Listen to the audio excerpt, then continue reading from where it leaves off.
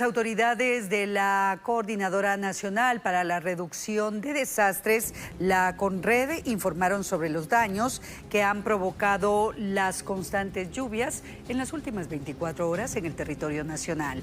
Hasta el momento se contabilizan 4 incidentes en los que destacan inundaciones, deslaves, derrumbes y crecidas de ríos. Más de 3.000 personas resultaron damnificadas a causa de estos estragos.